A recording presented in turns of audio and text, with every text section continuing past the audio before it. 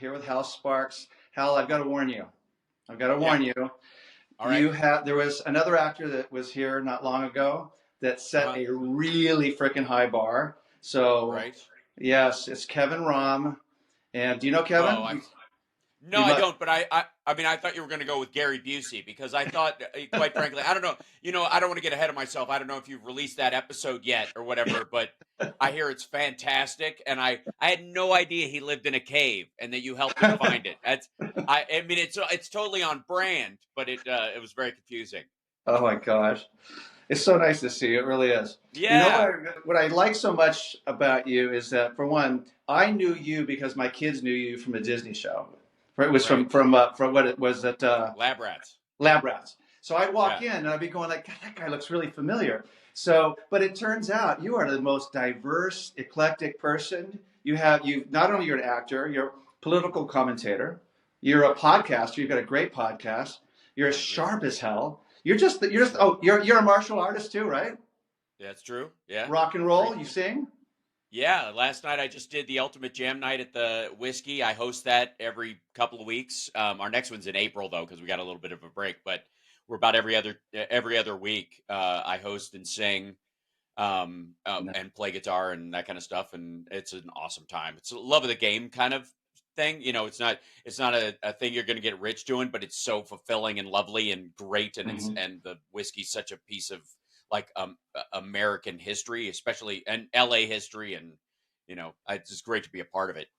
Yeah. Well, I love it. I love it. I have friends that are older than you in Hmm. different businesses getting back into music because of the way it feeds their soul. And I just Sure. freaking absolutely love it. But there's things I still find out about you, and I'm going like, what?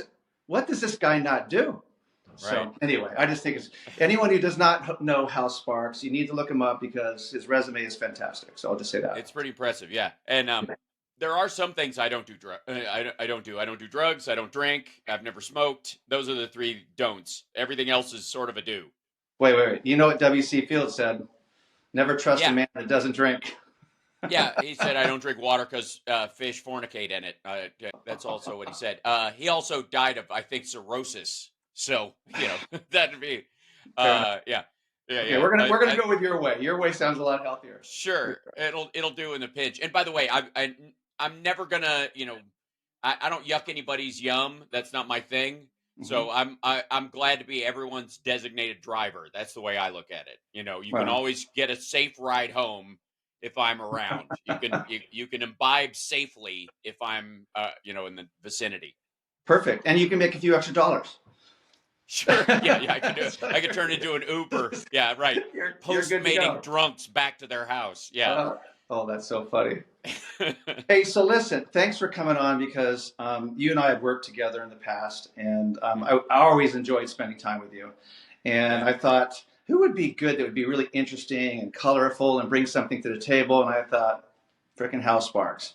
Right. And I remember the first time we met was at your house. Was it in Long Beach? Venice. In Venice. And it was Yeah. such a kind of strange you had really dark colors and it was so, when I say strange, I mean very artistic, very artsy Yeah. and stuff. No, And then we strange went works. into I don't into mind your, strange. okay, strange is fine, yeah. But then Yeah. we went to the back room and I just never forget this. I see a big bust, like this big, huge head of you. And remember in the Yes. back, yeah. Yeah. So I had a And I'm back thinking, house at that property. Yeah, yeah. that I used as a studio, Mhm. and Venice is just this way, but it was an illegal chop shop. That this guy did like illegal car repairs out of the Mhm. back house or whatever. People would pull in through the alley through Uh-huh. this gate and park up in his yard, and then he would fix stuff and then run it out or whatever. And they ran a full business. It was like Ethernet cable before anybody else had it. He had like a 5-channel phone system and intercom system through the house because he was Right. literally running this like chop shop out of there. But it was great for me as when I was live streaming early in the days with Ustream and Right. the early versions of it, because it was Mm-hmm. already set up for it. And that was one of the sale points for me Mm-hmm. for that property was just like, this kind of almost like, oh, I could turn this into a laboratory, like it Yes. had so much stuff. Yeah. So I believe I partnered with, was it Justin Miller on that property? I think so. I Yeah. think, Yeah. yeah, he's a great agent, and he knew the area Yeah. better than I did, which is why I wanted to partner with him. Right. But what did you guys do with that big? For one, where was that big Hmm. your head? The It head? was. I mean, it Yeah, was just, that was from Lab Rats. That right. was a prop that they made because the building that my character had like his head all around it. You know, he had like Davenport, the character I played, Donald Davenport, he had kind of a Saddam Hussein aesthetic in his life. He Hmm. loved pictures of himself and giant billboards and his face everywhere. And they made this. They wanted to do an episode where two of the characters, myself and one of the kids, had fallen off the side of the building, and we were clinging to my giant head on the side of this thing. And they couldn't just do it CG; they had to build a dummy head just so for how complicated it was. And so they made it, and then when they were done with it, they're like, "Do you want it? Because we kind of." We can't put it anywhere. You know, it's not like it's going to go into storage, and we don't have Right. any. We're not going to bring it back. I'm like, okay, nobody's going to make a giant cast of my head essentially as a sculpture and then throw it out. So It's kind of like a they once in a lifetime thing. it is. I still have it. It is. I have it in a storage container over here because it's too big to get in any of the doors in my current house. Like Uh-huh. we have a big bay window in the back of this house that I'm going to make French doors, right? Uh-huh. Then I'd be able to like turn it sideways and angle it and maybe slide it through and set it up in, so we had 9 foot ceilings in this place, so it should fit. But but the other thing is too is I'm eventually going to get a studio to do my show out of because Right. it's kind of growing and as it grows, I want a Exactly. bigger green screen, a bigger space to work in, and it will be a centerpiece for the real physical set kind of I thing because love I'm it. keeping it forever. I I have a love it. dream for it, just between you and me and everybody that's watching. Since it's a head, it's got like a flat spot on the back and the bottom of it that's wood where they had it Uh-huh. wedged into the set, and it's got wheels on the bottom so I can kind of roll it around. My goal is to cut it along the jawline and build a hinge system inside of it and basically make a meditation chamber out of it, like one of those quiet rooms where you just get inside of it and you pull it closed and it's completely dark. Yeah, and I'm just sit in my own head and do like binaural beats Right. and meditate. That is so funny. So what did you guys, I don't remember, what did you do with the head during when you guys were selling the house? And it's Venice. Honest to God, in Venice, Fair yeah, enough. I mean, yeah, like every house there is full of lunatics, and Right. God, I mean, that's the least of their worries. I guarantee that if they were Mhm. shopping for houses in my neighborhood, mine was the first one that didn't have like a hoarder or like Right. who just been there in the house forever, Mhm. or somebody again who was like running an illegal business out of there or whatever, a Right. hippie aesthetic that was just totally out of control and just like Hmm. you're blinded by the scent of patchouli, and they got a room where they got certified for massage, so they decided to, that was how they're going to make a living. So one of the rooms looked like this weird Thai Right. spa, but the rest of the house looks normal, that kind of stuff. And quite frankly, by the time they got to my house, that was the least of their worries. Yeah. They were like, "Oh yeah, of course he's got a You, giant." I mean, you yeah. talk to the guy for 5 minutes. Of course, he's got a giant sculpture of his own head. It's Venice when the most normal house in the area is yours because Yes. you're not the most normal guy in the world. You're just not. No. You're not. No. Yeah. I mean, I have a goal for my next house that's rather extreme, and Hmm. we'll get to that after we've talked about the hell of real estate that I have Sure. been through. Yeah, Yes. over time. All right. Well, So let's I don't talk even know hell. where to start. Yeah. Let's talk hell. And so I'm just handing it over to you. Tell me. Give us a story that we're going to want to hear. That we're going to go, what the? Well, there's a multitude of things. When I first lived in LA, I lived on Chandler Boulevard in Valley Village, which was Right. North Hollywood at the time and became Valley Village because they wanted to class it up by making it sound like a retirement community. You know what I mean? Right. Like there was this idea. It was all about raising the real estate values because, like, oh no, Exactly. North Hollywood sounds a little grungy, so we'll call it Valley Village, which Hmm. literally just tanked the sale price of every house, and the house that my buddy and I lived in just went. But when we were living there, it was a great place. It had a basement in it, and most LA places don't have a basement. And it was more of like a panic room slash coffin in an earthquake. If you were Uh-huh. downstairs when an earthquake happened, that'd be where people are like, "There's no way anybody's alive in there," and you'd be screaming for 7 days because you slowly ran out of air and food. But we had a like that was what I lived there during the big earthquake, and it had like a front bay window, and it had a little weird tower on it, like Spanish tower kind of thing that you couldn't do anything with. That Mhm. bugged the hell out of me. I was like, why can't I crawl up in that thing and at least create a rifle perch in case of a zombie apocalypse or something? And and and we had a pool table in one room, which is a guarantee that you'll never go in that room again and you'll never play pool. It's like Mhm. if you ever want to stop playing pool, get a pool table. That's the Yeah, key. that's how it works. Yeah, and we during the earthquake, I'll never like our next door neighbor. There was like this line between our property where we groomed our grass and kept the house nice and all this kind of stuff. And the dude next to me, it looked like it was out of a haunted story. Overgrown grass. Like I'd never seen the guy. It Uh-huh. looked like a shed in Louisiana, like Uh-huh. the house on the outside. So like it couldn't be a bigger contrast. And I never saw the guy except once, and that was after the earthquake. I went out and mail started being, they started bringing the mail again for the first Mhm. time in like 8 days or something like that. Uh-huh. And I go out to get the mail on the first day because I saw the mail guy coming, and here's the guy next door just coming out to get his mail. And I'm like, "Hey, how's it going?" He's like, "I don't know, I don't know, I don't know, I don't know." And as we're both standing there, there was an aftershock, uh, like one of the big ones, like a 5.2, like something that's Mhm. passes a regular earthquake. And the road, we're both looking down the road, and it's waving like the ocean. Oh Literally, no. the power lines, the poles look like Uh-huh. pistons. They're just Mhm. doing this rotation. And anyways, that was our primary haunted neighbor thing. It was the only, I never saw him again after that. I think he packed up and left, as did most of my neighbors. That's the other thing too. If you want to buy in Los Angeles, wait for a big earthquake and then 6 days. Let everybody have time to pack, and you'll I get a deal. I thought you were going to say with him that you ended up running into his arms like this or something. I thought he was No, going to no, at no. least get a hug, but no, No, I nothing. thought I Nothing. thought so too. I thought there'd be sort of a kumbaya community feel or Yeah, whatever. something. Instead, it's like everybody just crouched back in their place. Like when's society gonna fall? Oh wow, Um, nice. yeah.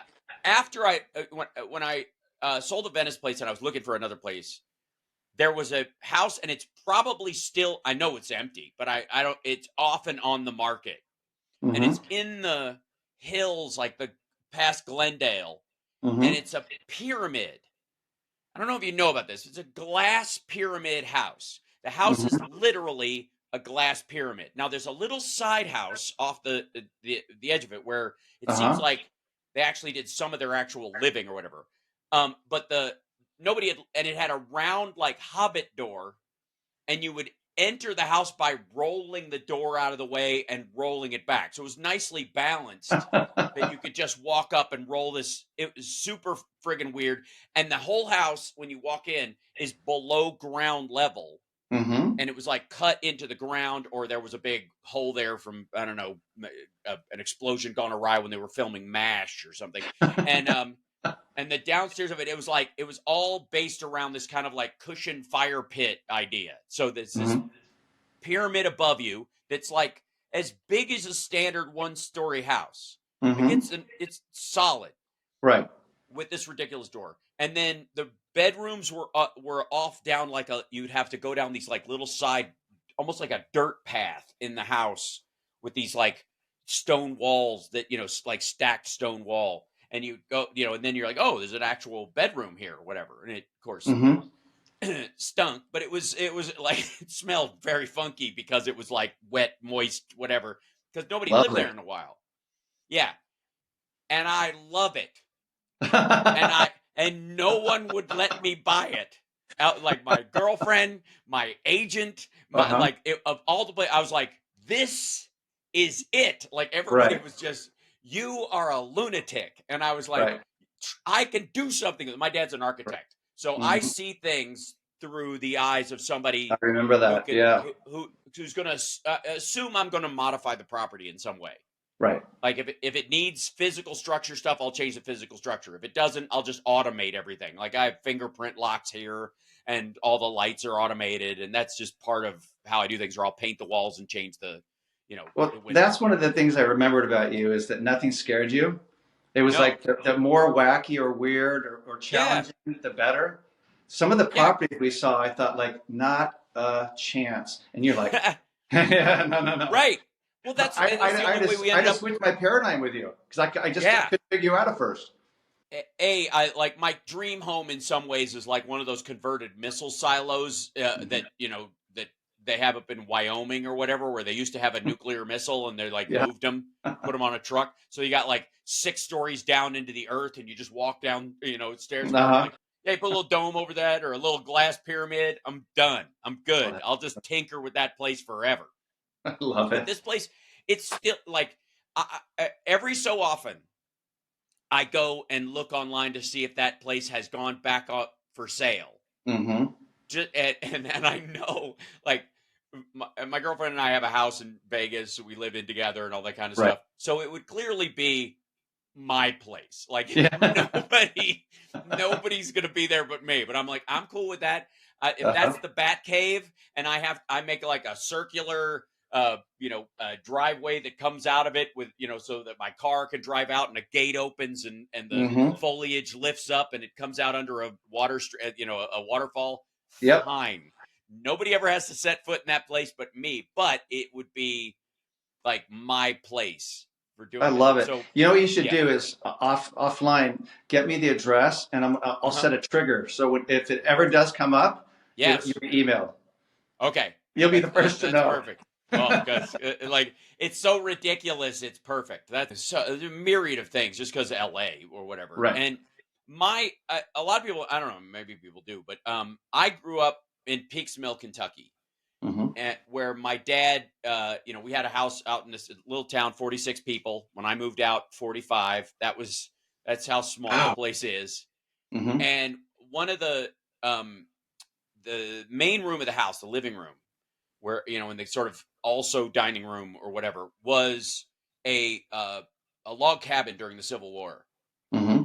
and then the rest of the house was built onto it. We had no central heating, so every winter, my dad and I would go up into the attic and take down a wood burning stove that was up there, and he Uh-huh. had gotten an old piece of reclaimed marble, like countertop, that he had found at a job site that nobody wanted, and had it milled out so that it would fit underneath this thing because it got so hot that the feet would burn through the floor Oh my if gosh. you set it on the wood. So Mm-hmm. we'd put down this piece of marble, we'd set this wood burning stove on it, and then there was a stove pipe that went out of the back of it into the chimney Mm-hmm.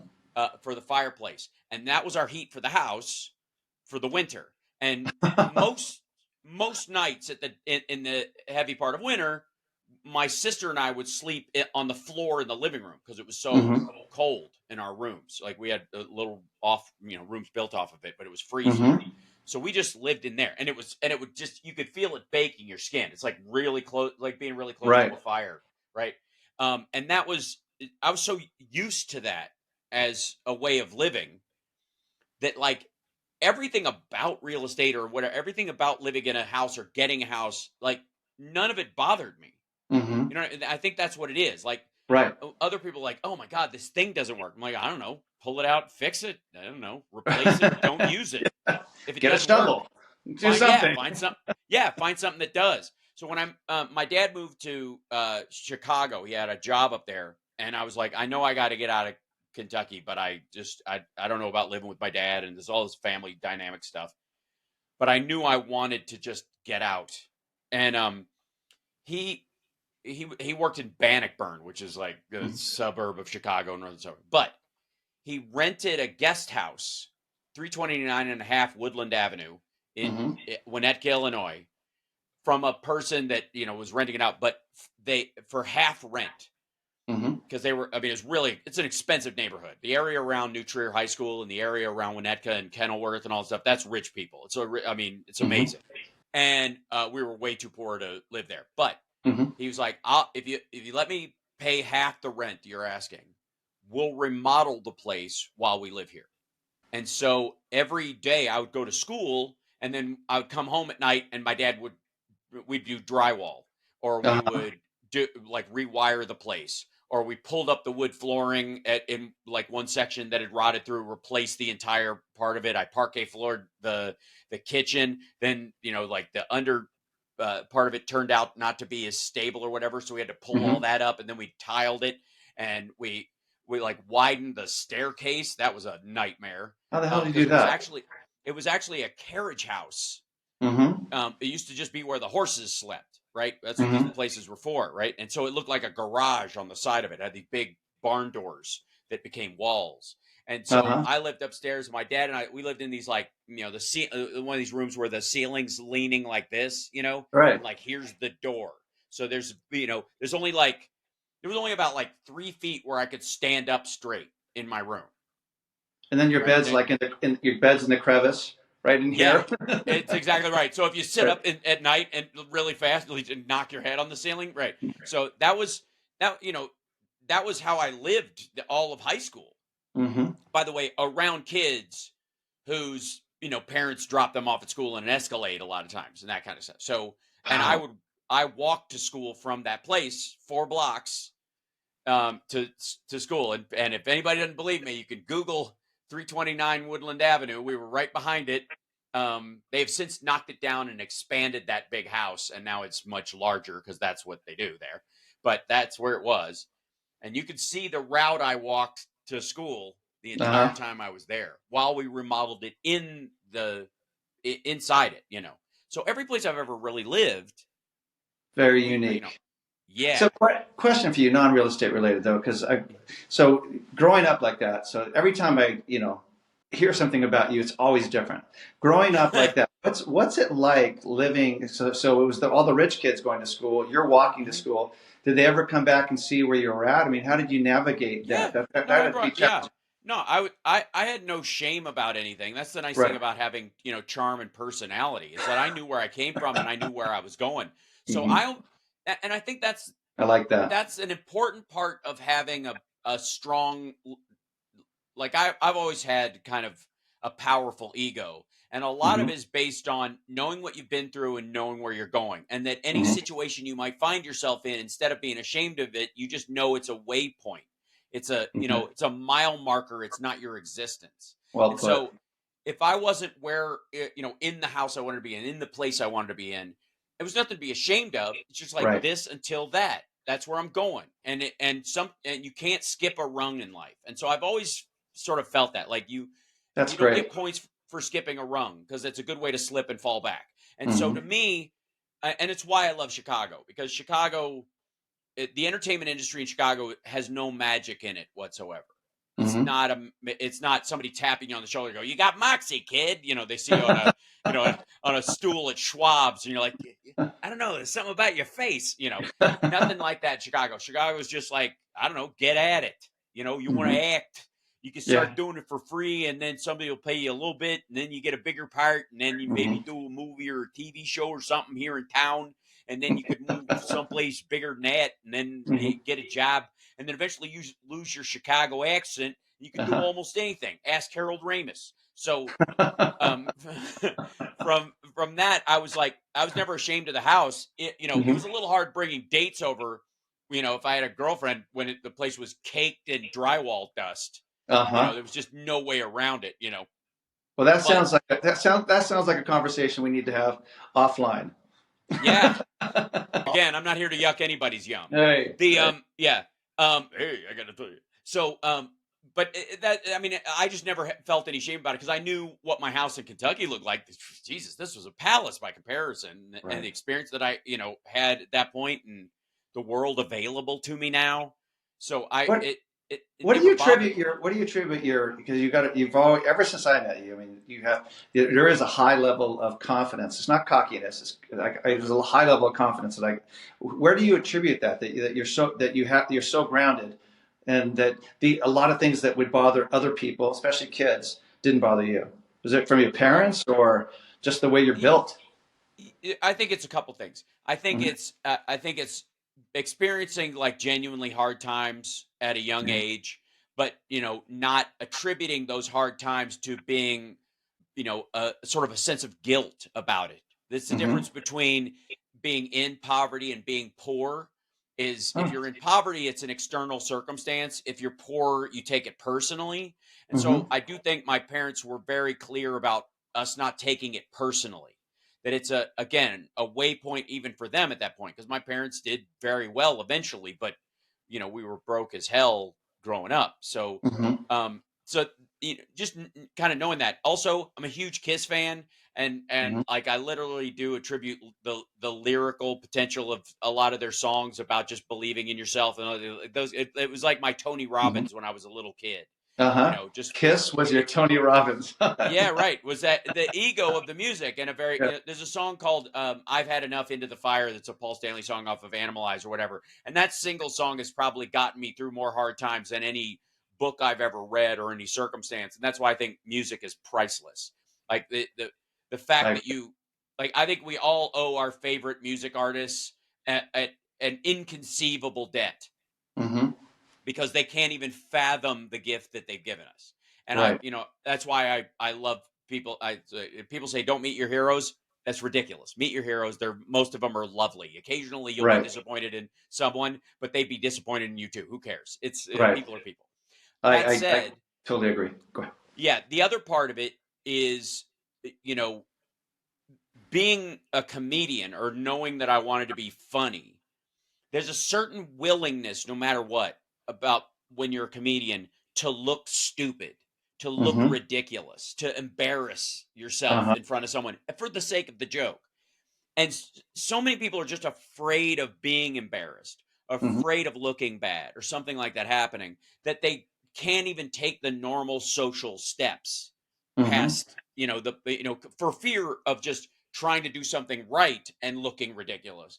So by already like diving into looking like a silly rubber faced git, as it were, Mhm. and and finding the sort of the strength in that, quite frankly, the like what Uh-huh. the gift that it gave me socially early on. It took a lot of the fear of social interaction because I could always laugh it off. I could always make a joke of the situation. I could always field it. The guys. I have a band called Nerd Halen, and we play Van Halen songs, and we nail Mhm. them. I like to think. And for the record, we're the only Van Halen cover band that does all three singers. We do Sammy and Dave, and we do Gary Ah. Sharon. So we're really nerdy about it. But one of the things that I try to impart on the guys when we first started doing it, especially because we didn't get to rehearse that much and COVID hit and we were just like, it literally put a break in us being able to rehearse or gig anywhere for almost a year and a half. And so we got gigs booked almost immediately once things started opening up again, but we didn't have time to rehearse up to the point we wanted. And I was trying, what I imparted on everybody as best I could, and I keep hitting this when we're together, is any mistake, any bad circumstance, any technical failure, anything that goes wrong is an opportunity for comedy. Don't Mhm. sweat it. Don't get caught up in it. The whole Mhm. goal is make the audience feel at ease Right. and have a good time. People have been through some horrible experiences, especially right now. And if Mhm. we can walk in there and go, it's cool, whatever happens, it's totally cool. Right. If you can live in that space, other people I think will appreciate it even vicariously. I And so agree. there's a certain amount, like I almost feel like a duty to own my confidence for other people Mhm. so that people know what it looks like. Because most of the time, what we see when somebody's like that is just an egomaniac Mhm. or somebody with narcissistic personality disorder. And as a true narcissist, I find that irritating. As somebody who really does love his reflection so much that I might fall into a pond and drown myself. Um, when other people are like faking confidence or have this false angry bravado, I I take offense at it in many ways, Mhm. and that just drives me to be even more like, hey, sun shines out of my ass. How do you I feel? love And it. so, right, and I think it's crucial. I really do, and in LA especially, hashtag humility kills. I'm just Mhm. a big believer in fake humility which is really what it is. You know, you're being deferential or penitent to a non-existent cool group that Hmm. somehow is asking you to be less than them. People do it all the time. Well, you know, I'm nothing. I'm no. It's what I do is you know, that kind of thing. Um, first of all, it's a lie. So you're being disingenuous. You don't really believe that, or you wouldn't work this hard. And the real thing, and it's very difficult to learn, is to just say thank you. You know, I love it. recognize the skill that it took to get where you are, and recognize that they could get there too. It's not Hmm. magic. I didn't expect it to take this course, and I really, really, really appreciate that. I want to, because it's just so Yeah. positive. I love that. I can tell you when it's interesting. Whenever, if I had someone come to me today, I do a lot of networking, and said, "Hey, I'd like Sure. you to sell my house." Da da da da da, and the gratitude I had, I think, kind of shocked her. I said, "Really? Oh, thanks so much, Yeah. man. Thank you." And at the close of every deal, it's calling them up and just saying, just so you know, this is how I take care of my family. And I Yeah. appreciate this. My family and I appreciate this more than you know, because we really do feel that way.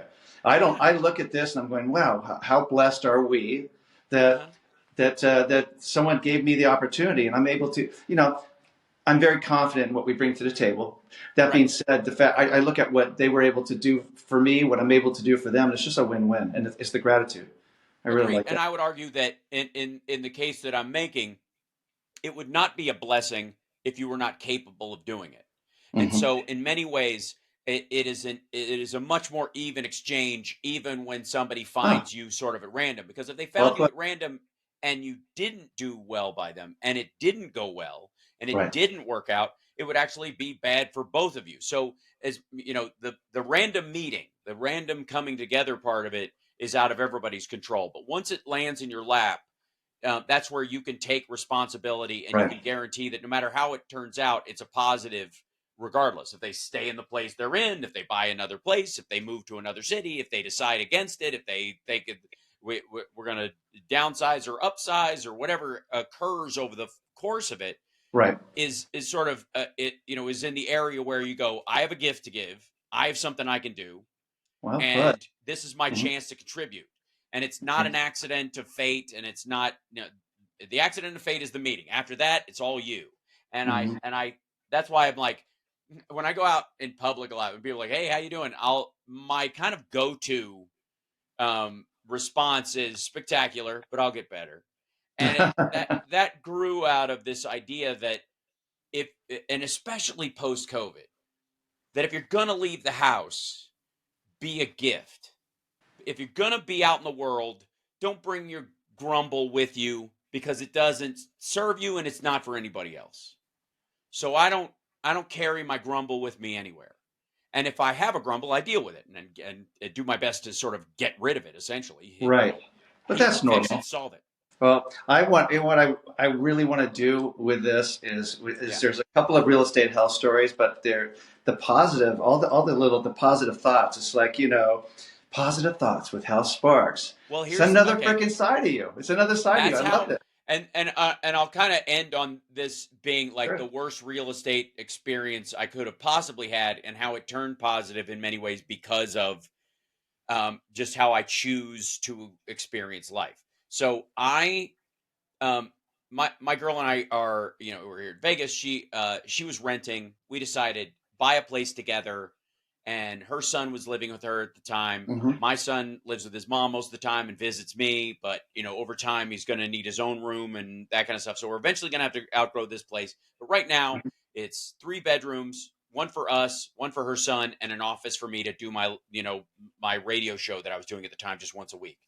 And then we're like, you know, eventually he's going to need his own space and I'll still need a studio. So we're going to have to do something. So we look into building one of these like America West Pulte kind of things over here in Vegas because they were Hmm. popping up all over the place. You could pick what you wanted. You could design the place.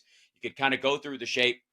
And I still regret not getting the slightly bigger floor plan. Always get the slightly bigger floor plan. That's my one Hmm. piece of advice. Bigger than you need, always, because the space between your crap helps a lot for your mental health. Yes. Anyways, you know, having it be 3 feet away instead of 2.5 feet away, it's amazing what a difference that makes when you're walking around in the middle of the night when it comes to a coffee table and your shins. So um, we we decide on doing this. It's a commitment, And I had just done a show in China for the last 2 years where I hosted a show, travel show. They needed a host that was funny and spoke Chinese, and there's only one of us.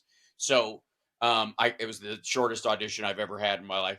And so I go, I've been doing this, and I've saved up the money basically from that. And I've got stand-up gigs booked for the next year and a half. We're cool. So I know I can put this down on the house, and then we'll make the payments based on the live shows that I have. And it won't, it might be tight at times depending on the month, but we'll be all right. So we scoop up all the money that we have from the last house sale and what I've got, and we throw it down on this thing, and we start building it, and COVID hits, and everything shuts down. Ouch. Like right after the signature. The money has left the account. It's not coming back. There's no, like, even if we sued to get the money back because everything was shut down, it would be months longer than anything else.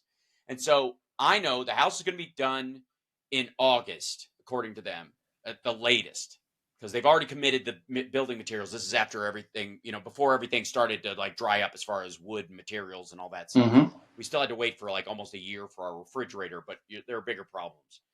So I know it's by August, and all my stand-up shows for the next year vanish. Every possible venue where I can make a living. And I just left my TV show, so I didn't have one on deck. It wasn't like I was going into another series, and I hadn't planned on doing one for a while or anything like that. It's not a goal of mine currently. And so I was like, I'm going to do stand-up and do my thing and build on that for a while. And then if I want to do another series or something, I will. But that can wait a couple years maybe, because I just did this Chinese show. And so I realize this was, March when when everything starts to shut down. And by August, I'm going to make my first mortgage payment on this house in September. So I have from now till then to create a career that does not involve touring or production. Wow. And I'm an actor comedian. That's all I got. I got this amount of time. The house is, this place is sold. We're going to move out. We've already paid through that. That'll roll over into whatever we're paying out. But literally, like, the first bill will come due in September. And so I dove into, all these, like, Twitch stars that were making $1 million and people on YouTube were making a lot of money. And I was like, look, I don't know if I want to commit myself to the lifestyle of doing that forever. But I bet because I'm known and I have a skill set, I can slice off a piece of that for myself. And feed my girl and my kid and her kid and keep us all above water until this all passes. And everybody was like, it's going to be 6 weeks. And I was like, there is no way. I just came back from China. I've seen this stuff rolling through there for the last 7 months. It's way worse than they said. The numbers, by the way, the numbers in China, we're talking 25, 30 million people minimum that they've lost. Minimum. Oh, my God. The numbers that they're talking about are just such garbage. It's embarrassing. And like I said, I was there. I'm telling you, 20 to 35 million people dead in that country from COVID and in the ensuing years. So I just knuckled down and I'm like, we got to figure something out. And I'm like, what am I going to do? I'll just start live streaming and this is how I'll do it. And I'll pace it out or whatever. And I drove back to LA right before lockdown. Remember when they told us it's going to be Monday. So I had a bunch of stuff in my LA house. And I'm like, my girl and I are going to lock down here in Vegas in our place, and before we move, we're going to lock down together, ride this out however long it is. And I knew it was going to be a lot longer than they said. So I drive to LA. On my way back, I start thinking about what I started seeing rolling in China and it coming here and going to the rest of the world. And I just knew how awful it was going to be. And I started sobbing, and I had to pull over the side of the road because I was just overwhelmed with sort of the grief of what I knew was coming. Right. And I sat there on the side of the road, and it was just this, like, it was uncontrollable because like the sadness more than anything of how it was going to affect people just overwhelmed me. And then it passes, that crest when you realize you've been through a big cry and you come out the end of it naturally. It just ends on its own. Right. Like a wave, like a moon cycle or something in your body. And as I came out of it, I went, okay, now what? What do I do? How do I make this better for everybody? what can I do to help people ride through this awful? Mm-hmm. How can I contribute? And so I started live streaming every day, Mm-hmm. essentially, just political stuff largely, because that's Right. where my political comedy goes, and there was a lot to joke about and that was awful in 2020, sort of Right. You're fallacies great at of it too, growth. by the way. Huh? You're great at it. Thank You you. really are. Thanks. It's Yeah. a good skill set. And the Sexy Liberal tour just started up again. We got picked up by Live Nation. We were the biggest tour of 2011 when we first launched, and so it's nice to be back again doing that. And being picked up by them was a huge deal for us. And by August, I was I had gotten there. I had Mm-hmm. monetized on 3 separate platforms on Facebook, YouTube, and Twitch, Mm-hmm. and it wasn't a lot, but it was enough. It Mm-hmm. was I covered my nut, as it were, at the end of August, Mm-hmm. like rolling into it, just so on the edge, Right. like there it is, just cresting over it. Mm-hmm. And since then, I've just been laying bricks because I Mm-hmm. wanted to build and stay, so I'm not like rushing to fill in the gaps. As long as I can build a natural growth to it that's legitimate and is still serving the public that watches it, I'm not afraid of it dropping or cutting off or getting canceled or shut off or any of that stuff, because I know there's a tried and true worth to it. Oh yeah, there's because I've been watching it more. I have 3 kids at home, so Yeah, it's there's only so many times, and then business. It's a little bit nuts. It's a little bit nuts. yeah, But absolutely. whenever I look at my phone and all of a sudden I see your face light up, I go, just a couple minutes. All you Right. say, I have to go to the bathroom. Literally. I know it's so That's weird. right. And then I think, now they can't see me, right? I'm not like part of this. Oh, You get right. weird thinking like somehow Yeah. that there's an exchange here or something. I'm going like, Yes. I got to watch what I do. But anyway, I've been really, really enjoying you. I like this side of you because, like I said, you're so many different sides of you. I really, really enjoy this side of you. This is the part that we were going to just talk about the real estate help out, which is fun. Yeah. But this part, thank you for sharing all that. Yeah. Seriously, it Well, was just really great. what's a house but the place you have your life in, and your life is full of all this stuff. And a lot of times you think what'll come with a house is sort of a jettison of some of the old, and Mm-hmm. you'll enter a new chapter with it. And in many ways you do. Even if Mm-hmm. it's bad, it's a shift of the problems of old drift away and the new problems Mm-hmm. come in on their own and kind of take the place of them. And sometimes it's like easier to deal with the struggle that's in front of you than the struggle that was behind you always, because there's a drive to it. Right. And especially, I always try to get people to avoid, everybody's carrying around a sack of stones. Everybody you meet is carrying a sack of stones. It's a trauma, it's a something, it's a bad Sure. relationship, it's a scar or whatever, and it's this rock, and they Yeah. throw it in the bag and they just keep walking with this bag. And every so often you can take one out and throw it away. That's great. But a lot of times people swap one, 2 for 1, Right. yeah. But if I can, and that's why comedy is a service industry.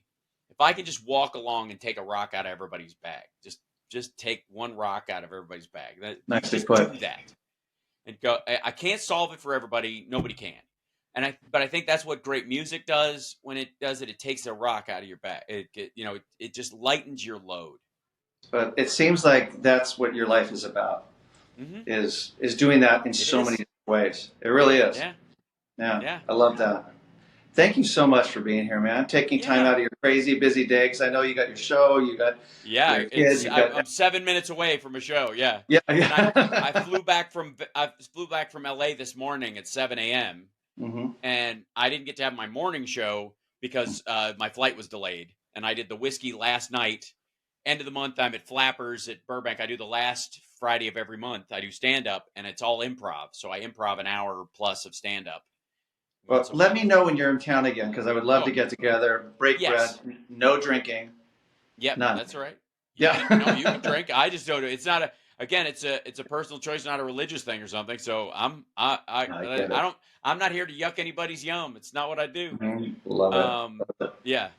Hey, so seriously, I know you got to go and prepare because I know that that's key. And so, but thank Yeah. you so much, Hal.